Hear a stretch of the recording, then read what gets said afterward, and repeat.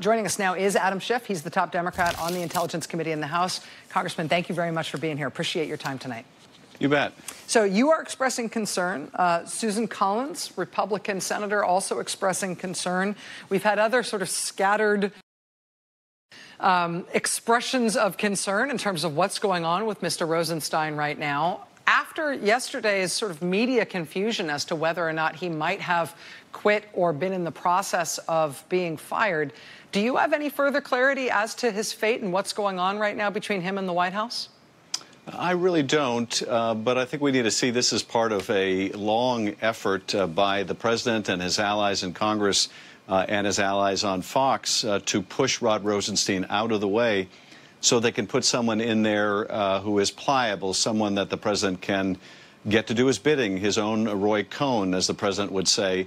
That, of course, is a much more shrewd way to kneecap the Mueller investigation than overtly firing Bob Mueller. You're right to point out concerns about the Deputy Attorney General, Matt Whitaker. He wrote an op-ed, as you mentioned, that is factually wrong and legally wrong, suggesting that it would cross a red line. It would be beyond the scope of Mueller's investigation to look at whether the Russians were laundering money through the Trump campaign. In fact, the clear language of that scope of authority provides that Bob Mueller can look into any connection between the Russian government and Trump or anyone else affiliated with his campaign. So he's wrong on the facts and he's wrong on the law. But if he is the Deputy Attorney General, then should Bob Mueller be investigating that issue, he's in a position to say, no, that's within my jurisdiction, and I'm not going to allow that to happen. If Mr. Rosenstein is forced out, forced to resign, or if he resigns on his own accord, or if he is fired, we know that he's due to speak with the president on Thursday. If Rosenstein is removed, would Congress have any say over what happened in terms of the line of succession? There have been questions raised as to whether or not Noel Francisco, the Solicitor General, actually would be appropriately in charge of the Russia matter and overseeing the special counsel's office, given the fact that he used to be at a law firm that also represents the Trump campaign, which, of course, may be relevant to that case. The questions that you were just describing that I just referenced a few minutes ago about whether Sessions' Chief of Staff, Matt Whitaker, would be an appropriate choice to become the acting Deputy Attorney General to replace Rosenstein. Would Congress have any role in deciding who took those jobs? Well, we certainly should have a role. There should be a process if Rosenstein were fired or forced to resign, where anybody who would be put in a place of supervising the Mueller investigation would have to be Senate confirmed so that we could make sure that they would remain clear and not interfere and not take orders from Donald Trump. We certainly ought to find out whether Noel Francisco or Matt Shepard has had any conversations with the White House about the Mueller investigation, as well as those potential conflict issues with the solicitor coming from the same firm that represents a part of Trump world. But you know, technically, we're not within that line of command. I would think that if we're able to change the majority in Congress, we can bring these people before Congress, whether it's in a confirmation hearing or not, and ensure that they're not interfering with the Mueller investigation.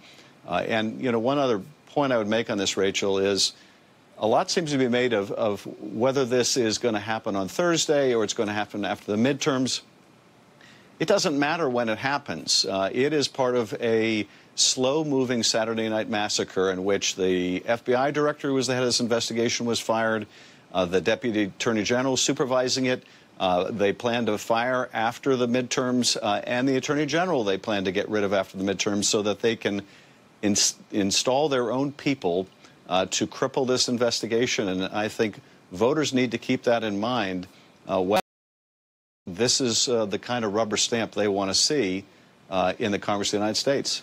If you think that these moves are being made to cripple the Mueller investigation, essentially to stop that investigation, or at least to try to, I think a lot of people have been wondering, and part of the freak out that was engendered yesterday by that confusing reporting as to the fate of Rod Rosenstein, I think people were sort of wondering, is this a, in case of emergency, break glass moment? There's been a lot of public discussion, a lot of civic-minded, sober discussion about what counts as a dangerous move by the president. One counts as a move that should engender a protest or a political response of a kind that signals that this isn't sort of business as usual for the president, and he shouldn't expect to be able to do this without blowback. Does this rise to that kind of a moment for you? How have you been thinking about this in terms of the overall magnitude of the challenge that we face as a country and the seriousness of that investigation? Well, I think of it this way. For the last year or more, Mitch McConnell and Paul Ryan, the two senior Republican leaders in the Congress, have been saying, we don't really think the president is going to interfere with the investigation. We don't think he's going to fire Bob Mueller, so we don't have to take any legislative action, even though there's bipartisan legislation that would protect Bob Mueller. Well, that fig leaf has been yanked away and exposed for what it is, a bunch of wishful thinking. We ought to act affirmatively now. We ought to take up this bill in the last week of this session and make sure that Mueller is protected so that we don't have to wonder what happens in the kind of constitutional crisis that would follow a fast or slow-moving Saturday Night Massacre. It's one of the reasons I think Susan Collins' comments are very important, and they run quite contrary to what you're hearing from others, though, like Grassley and Graham, who are saying that if the president wants to fire these people, they're happy to find replacements. This really puts our democracy on shaky ground. So the best thing we could do in this break-the-glass moment is take up a bill to protect Mueller so that we don't invite a crisis. Congressman Adam Schiff, the top Democrat on the House Intelligence